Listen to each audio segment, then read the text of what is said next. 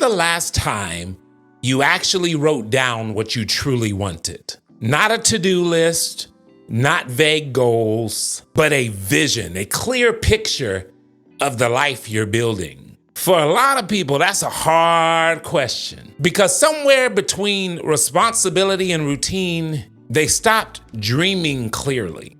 You know the feeling. You wake up, you go to work, you handle what's directly in front of you. But inside, something feels blurry. You're moving, but not becoming. And then one day you wake up and you realize, hey, I have been managing life instead of creating it. Most people do not live their lives without purpose because they lack potential. There's potential in every single person. There's greatness in every single person. But for many, life is lived without purpose because they never define it. They talk about change, they hope for better, they imagine someday, but here's the truth. If it's not written, it's still a wish. This is part 2 of our Vision Unlocked series, and today, we're not talking about wishful thinking. We're gonna talk about clarity. We're gonna talk about taking what's invisible in your mind and making it visible on paper. Because the moment you write the vision, something powerful happens. Faith gains form, purpose gains focus, and the invisible starts becoming visible. If you've been feeling stuck, unclear, like you're repeating the same year every year, this message is for you. Have you ever thought about the power behind vision boards? You start making your little collages. Maybe you even have a wallpaper on your phone, but do you know why it works? You see, there's a difference between hoping for something and holding a vision for it. Hope inspires you, but vision directs you. And when you write something down, you're not just putting ink on paper. You're not just selecting a pretty wallpaper for your iPhone. You're actually giving form to faith. That's why vision boards work. Because it puts directly in front of you, this is where I'm going, this is who I'm becoming, this is what I'm building. And as we get started, the key thought that we need to remember is vision doesn't start when it happens, it starts when you write it. Writing it shifts it from imagination to intention. It begins to create the alignment necessary between your thoughts and your actions. It becomes a standard and a filter for every choice. I remember years ago sitting in a coffee shop with nothing but my laptop and a prayer. I wrote down what I wanted to build, the work, the relationships, the freedom, the impact. And at the time, it felt absurd. None of it existed. And I want to enunciate, none. I didn't even have the resources. But I kept writing because something in me knew if I don't write it, I can't run with it. Years later, I opened the same vision. And without even noticing it, I was living what I had written down. Every once in a while in life, you stop and notice that you're living today in yesterday's answered prayer. And that taught me something, that the pen is the first tool we have to build anything. The vision has to be written before it can be walked out. Take 10 minutes today and write.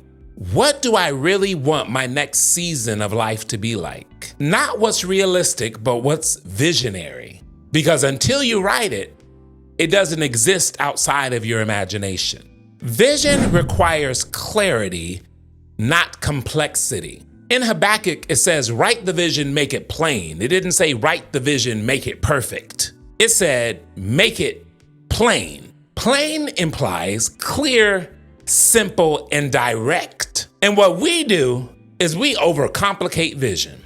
We think it has to sound poetic or even look polished. But clarity beats complexity every single time. And what we have to realize is that if our vision isn't clear, our actions can't be.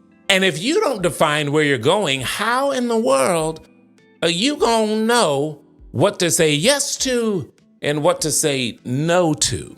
If your vision is to live a life of peace, but you keep saying yes to everything, you're building a life that contradicts your own desire. If your vision is to lead others, but you're not leading yourself with discipline, you are drifting instead of directing.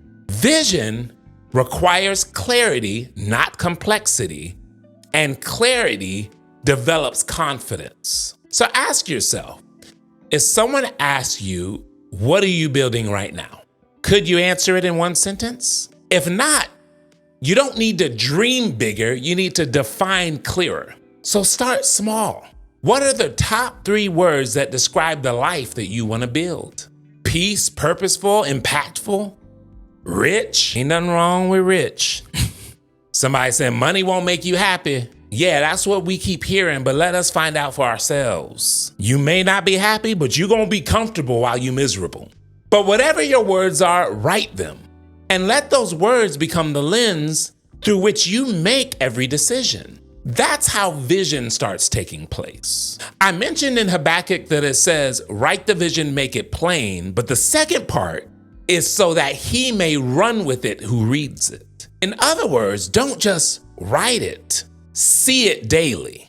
Because vision isn't meant to sit in your notebook, it's meant to live in your line of sight. You will never run toward what you can't see. When your vision is visible, it keeps you properly aligned. And it reminds you of what matters when life tries to distract you. It gives you something to return to when your emotions try to take over. High performers have one thing in common. They can recite their vision because they have written their vision. They know what they want in life. Now, many can tell you what they don't want, but very few can tell you what they actually want from their life. But high performers post their vision where they'll see it. They speak it until it becomes second nature and nobody can talk them out of it. They visualize it until it feels real, because it is. And the thing that I want you to remember is if your vision is hidden, your potential will remain hidden as well. So make it visible, write it, post it, declare it, and let it confront your excuses every single morning. I talked about in Habakkuk how it says, write the vision and make it plain. The second part that says, so that he that reads it can run with it. But there's a third part. The third part says, though it tarry, wait for it, because it will surely come at an appointed time. Oh, this part is hard. Because writing is exciting, but waiting is where faith grows up. But the thing that we have to encourage ourselves with is just because it's delayed doesn't mean it's denied. And sometimes God gives the vision early to prepare your heart for what your hands aren't ready to hold yet. There's a gap between writing the vision and walking in it. And the gap between writing the vision and walking in it is development. And it is your patience in the process that is proof that you trust what you saw. Maybe you have a vision, you have a dream project that seems like it's taken years to happen. Maybe you're starting to question if it could ever happen or if you even heard right in the first place. And if you're there, I want to tell you that every delay is divine and every setback is simply building the version of you that can sustain your desire. And what we have to do is train ourselves, yes, to write the vision, but also to respect the process. Because while you're waiting on the vision is working on you. So writing the vision is one step, but living it is where transformation begins. Because faith without works is dead. And I'll go further and say vision without action is empty. So you can have journals full of ideas, whiteboards full of goals, multiple wallpapers showing your vision board. But if you never move, you're simply decorating your delay. Don't just write it, walk it out. You say, well, what does walking it out look like? Maybe it looks like if your vision is to start a business, register the name. If your vision is to get healthy, book the trainer. If your vision is to rebuild a broken relationship, send the message. Small steps create momentum, and it is motion that activates miracles. One of my favorite videos that I've done talks about how you can't do God's job and God won't do yours. But every act of obedience, no matter how small, sends the message that I believe what I wrote. So I challenge you to do one thing this week that turns what you wrote into a reality. Let's start to get the wheels turning. And remember, one act of movement, no matter how small, makes your vision visible to your natural world. Let me leave you with this. Writing your vision isn't about control, it's about clarity. It's not about forcing your way, it's about aligning your way. And when you're writing the vision, you're saying, here's what I see, here's what I believe, here's what I'm willing to build. Don't just talk about what you want. Don't just dream about what could be. Put it on paper, because the moment you write it, it becomes a seed. And seeds don't grow overnight, but they do grow if you take action and water them. Write it, see it, wait for it, walk in it. If you enjoyed this video, comment below, I'm writing the vision. And hey, that was part 2 in our vision series. Part 3 is coming at you on the next episode. Always remember that growth is a journey, it's not a destination. I'm in it with you, and I'll see you on the next one.